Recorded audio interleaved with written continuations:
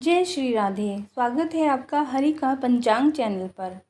हिंदू धर्म में हर साल भादो मास कृष्ण पक्ष की षष्ठी को हल षष्ठी और हर छठ व्रत रखा जाता है। इस साल उदय तिथि के अनुसार हल षष्ठी व्रत 5 सितंबर 2000 मंगलवार को रखा जाएगा। इसे ललई छठ, हल छठ, पिन्नी छठ, खमर छठ या ललही छठ के नाम से भी जाना जाता है। धार्मिक मान्यताओं के अनुसार हल छठ व्रत संतान की लंबी आयु के लिए रखा जाता है। कहते हैं कि इस व्रत के प्रभाव से संतान को संकटों से मुक्ति मिलती है। आइए जानते हैं हल षष्ठी 2023 में शुभ मुहूर्त क्या है। षष्ठी तिथि 4 सितंबर को शाम को 4:41 से आरंभ होगी और 5 सितंबर को दोपहर 3:46 तक रहेगी। पूजन के शुभ मुहूर्त इस प्रकार से हैं। ब्रह्म मुहूर्त सुबह 4:30 बजे से 5:15 बजे तक रहेगा। प्रातः संध्या का मुहूर्त रहेगा 4:53 से सुबह के ही 6 बजे तक। अभिजीत मुहूर्त है इस दिन सुबह 11:54 से 12:45 तक और विजय मुहूर्त रहेगा दोपहर को 2:26 से दोपहर के ही 3:16 तक। गोधूली मुहूर्त यानी कि शाम को संध्या का मुहूर्त 6:39 से शाम को ही 7:01 तक और सायं की संध्या का मुहूर्त भी यही है 6:39 से शाम को 7:47 तक। यह पर्व भगवान कृष्ण के बड़े भाई बलराम के जन्मदिवस के रूप में मनाया जाता है। शास्त्रों के अनुसार बलराम जी शेषनाग के अवतार थे। वह गदा में विशेष प्रवीण थे। दुर्योधन इनका ही शिष्य था। इस दिन हल पूजन का भी बहुत महत्व है। इस व्रत में हल से जोता गया कुछ भी नहीं खाया जाता। इस व्रत में महिलाएं प्रति पुत्र के हिसाब से 6 छोटे मिट्टी के बर्तनों में 5 या 7 भुने हुए अनाज या मेवा भरती हैं। आइए जानते हैं हल षष्ठी की पूजन विधि। इस दिन महिलाएं महुआ पेड़ की डाली का दातुन स्नान करके व्रत रखती हैं। इस दिन व्रती महिलाएं कोई अनाज नहीं खाती।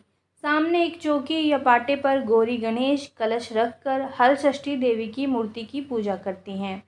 इस पूजन की सामग्री में पंचहर चावल यानी कि बिना हल जुते हुए जमीन से उगा हुआ धान का चावल, महुआ के पत्ते, धान की लाई, भैंस का दूध, दही व घी आदि रखते हैं। बच्चों के खिलौने जैसे भोरा, बाटी आदि भी रखा जाता है।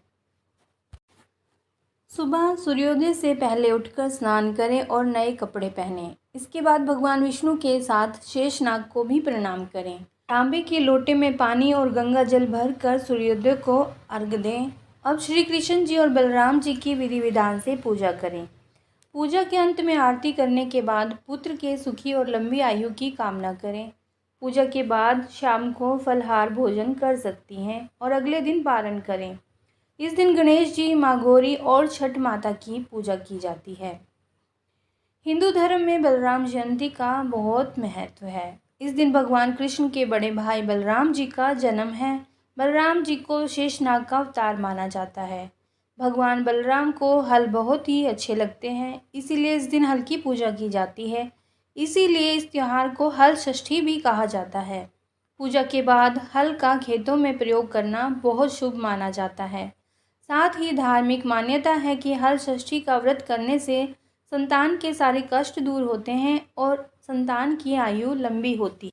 हल छठ व्रत के दौरान हल से जुते अनाज और सब्जियों का उपयोग नहीं किया जाता।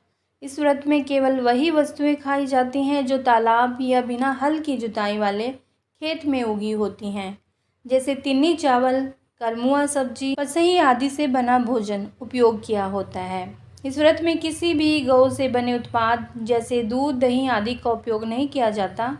छठ व्रत के दौरान भैंस के दूध, दही और घी का ही उपयोग किया जाता है। व्रती महिलाएं कुश के पौधे का पूजन करती हैं और अंत में इकट्ठा होकर हल षष्ठी की कहानी सुनती हैं। इसके बाद वह प्रणाम करके पूजा समाप्त करती हैं। इस दिन दान व पूजन करने से सुख सौभाग्य भी बना रहता है। इस बार यह पर्व सर्वार्थ सिद्धि योग में पड़ने से बहुत खास है। इस बार भोजन का मुहूर्त प्रातः लगभग 9:30 बजे से 12:35 के मध्य उत्तम रहेगा।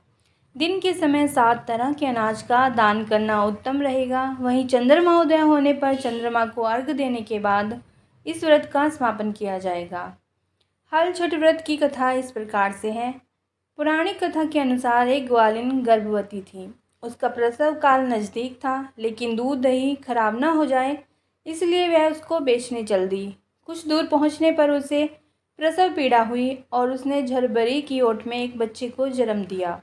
उस दिन हल षष्ठी थी। थोड़ी देर विश्राम करने के बाद वह बच्चे को वहीं छोड़कर दूध दही बेचने चली गई।